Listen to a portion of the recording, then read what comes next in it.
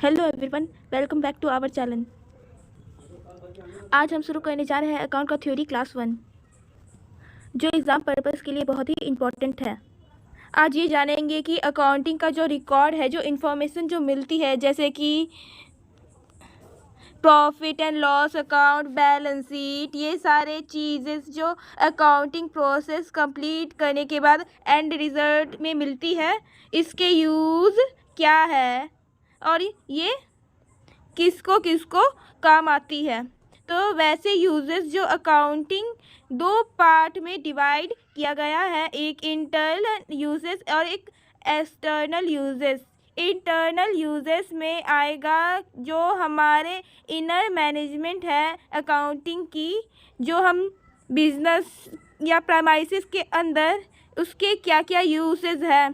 तो पहला आता है हमारा ओनर्स जो कि बहुत इम्पॉर्टेंट यूज़ रहता है उसको फाइनेंशियल अकाउंट का, क्योंकि वो कैपिटल इन्वेस्ट कर रहा है तो उसको सबसे ज़्यादा मैक्सिमम रिस्क बियर रहता है।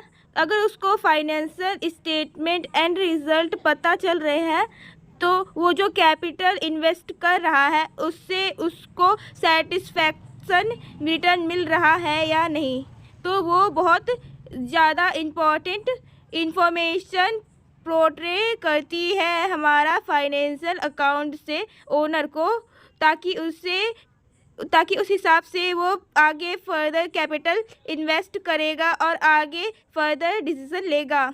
इसलिए ओनर के लिए जो फाइनेंशियल स्टेटमेंट रहती है वो बहुत ज़्यादा ज़रूरी रहती है और उसका यूज़ की रहती है। उसके बाद आता है मैनेजमेंट। अब मैनेजमेंट है जो कि रूट लेवल पे जो काम करते हैं वो रहते हैं हमारे मैनेजमेंट, जो एक्चुअली डील करती है डे टू डे बिजनेस के डिसीजन में, मेकिंग प्रोसेस में, या जो भी वर्क आ रहा है तो वो अगर फाइनेंशियल स्टेट में गो थ्रू करेगी कि कितने हमारे पास रिटर्न आए, कितने हम इन्वेस्ट किए, कौन सा प्रोडक्ट ज़्यादा चला, किससे हमें ज़्यादा रिटर्न मिला, किस सेक्टर में हमने ज़्यादा इन्वेस्ट किया और रिटर्न कितना है। तो ये सब एनालिसिस हम तुरंत नहीं कर पाते हैं।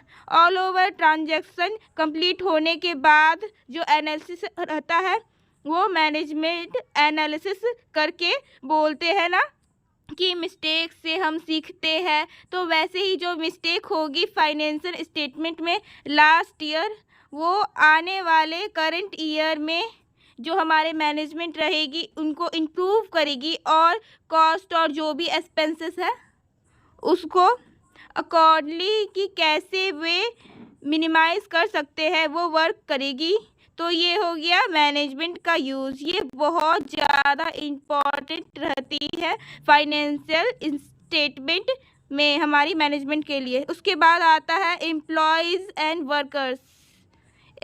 अब एम्प्लॉयज़ एंड वर्कर जो कि एक्चुअली में डील कर रहे हैं, जो एक्चुअली में वो वर्क कर रहे हैं, तो उनको पता होना चाहिए कि वर्क जो कर रहे हैं वो सही टाइमिंग में जा रहा है, फर्दर वो अपने टेक्निक को चेंज करेंगे वर्किंग के, या अगर उनको फाइनेंशियल स्टेटमेंट से पता चलेगा तो उनको पता है ना कि वो काम कर रहे हैं, इन रिटर्न उनको सैलरी वेजेस मिलने हैं, तो रिटर्न अच्छा है तो ऑब्वियसली जो भी रिटर्न आएगा वो वर्कर्स भी उनके इक्वली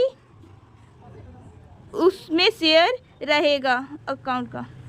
उसके बाद ये थे हमारे इंटरनल यूसेज जो कि ओनर, मैनेजमेंट और एम्प्लॉयज़ के काम आती है फाइनेंशियल स्टेटमेंट में। अब external uses of financial statement क्या है? एक्सटर्नल यूजेस में आता है पहला हमारा बैंक एंड फाइनेंशियल इंस्टीट्यूट्स।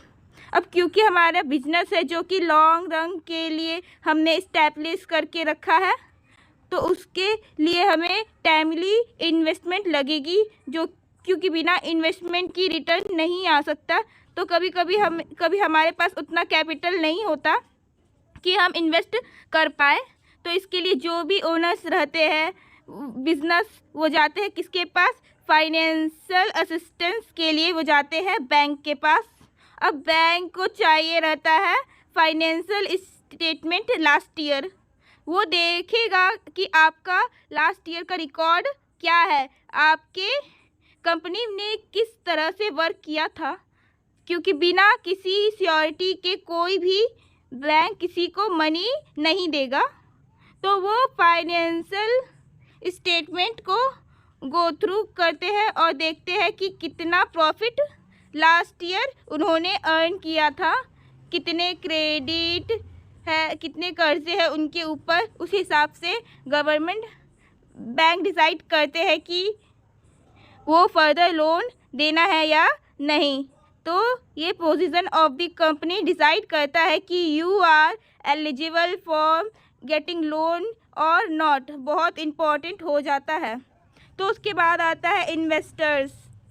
अब वो हमारी कंपनी है तो उसमें शेयर्स होंगे, बहुत सारे इन्वेस्टर्स होंगे जो हमारे कंपनी में आके इन्वेस्ट करेंगे ताकि उनको रिटर्न मिल सके। अब वो फाइनेंशियल स्टेटमेंट इसलिए देखेंगे कि वो इन्वेस्ट कर रहे तो उनको फ्रूटफुल रिटर्न मिलना चाहिए। ऑब्वियसली अगर वो इन्वेस्ट कर रहे हैं तो उनका एम यही है कि उनको रिटर्न मिले। अब कंपनी के रिकॉर्ड अच्छे हैं, लास्ट ईयर के परफॉर्मेंस अच्छे हैं, उनका प्रॉफिट अच्छा है, तो कोई भी कंपनी उस फाइनेंशियल स्टेटमेंट को देख के अट्रैक्ट होगी और इन्वेस्टर जो भी पोटेंशियल इन्वेस्टर्स रहेंगे वो उसको देख के फाइनेंशियल स्टेटमेंट को देख के इन्वेस्ट करें या ना करें उसका डिसीज़न लेते हैं। तो ये बहुत इम्पॉर्टेंट रोल प्ले करता है हमारे फाइनेंशियल स्टेटमेंट के लिए। उसके बाद आता है क्रेडिटर्स। क्रेडिटर्स मतलब आपका बहुत सारे ट्रांजैक्शन होते हैं और वो 10-20 रुपए में नहीं होते हैं, थोड़े ज़्यादा अमाउंट रहते हैं। अगर हम अच्छा बिजनेस कर रहे हैं, लार्ज स्केल पे बिजनेस कर रहे हैं, ऑब्वियसली ये है कि हम तुरंत जितने भी ट्रांजैक्शन हो रहे हैं लैक्स में उन सबको पेमेंट नहीं कर सकते। कुछ फर्दर के लिए हम होल्ड करके रखते हैं ताकि हमारे पास इमरजेंसी के लिए कैश इन हैंड रहे। ये सारे बिजनेस ऐसे ही करते हैं, क्रेडिटर्स पे चलते हैं, सब कैश पे नहीं चल सकते।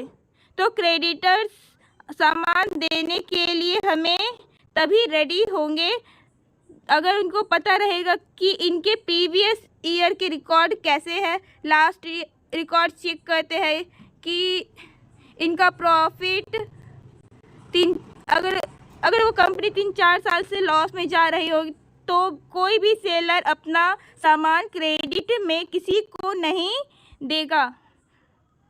तो क्रेडिटर्स के लिए हमें सामान खरीदने के लिए भी हमारे फाइनेंशियल पोजीशन या फाइनेंशियल इंफॉर्मेशन बहुत इम्पॉर्टेंट रोल प्ले करते हैं, क्योंकि क्रेडिटर हमें सामान ही नहीं देगा अगर फाइनेंशियल पोजीशन अच्छी नहीं रहेगी तो। उसके बाद आता है गवर्नमेंट। अब गवर्नमेंट को बहुत सारी डिसीजन लेने होती है टाइमली कि टैक्स का रेट क्या करे। अगर कोई भी बहुत सारे इनडायरेक्ट रेगुलेशन है जो प्राइवेट सेक्टर को कंट्रोल करते हैं, तो गवर्नमेंट इसके लिए फाइनेंशियल स्टेटमेंट इसलिए ज़रूरी हो जाता है कि कहीं पे कुछ रॉन्ग है या फाइनेंशियल जो भी कंपनी है इंडस्ट्री है उनके काम करने में दिक्कत जा रही है तो वो फर्दर चेंजेस लाए। इसलिए गवर्नमेंट अथॉरिटीज़ के लिए फाइनेंशियल स्टेटमेंट ज़रूरी है। उसके बाद आता है पब्लिक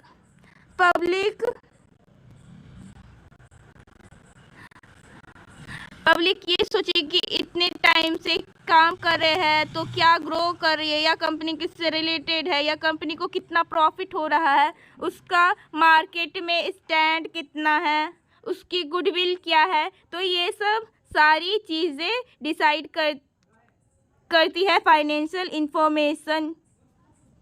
अब ये सब जानने के बाद आपको ये पता चल गया होगा कि अकाउंटिंग और financial position of the company और अकाउंटिंग स्टेटमेंट किसी भी कंपनी या किसी भी बिजनेस के लिए बहुत ज़्यादा ज़रूरी होती है। आज के लिए बस इतना ही, मिलते हैं अगले टॉपिक में। अगर आपको वीडियो